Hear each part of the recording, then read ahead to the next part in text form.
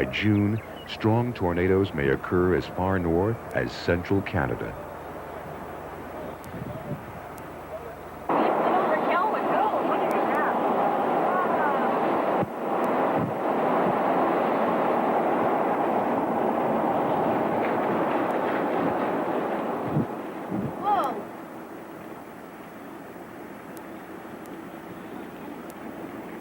It is moving at a speed of about 20 kilometers an hour.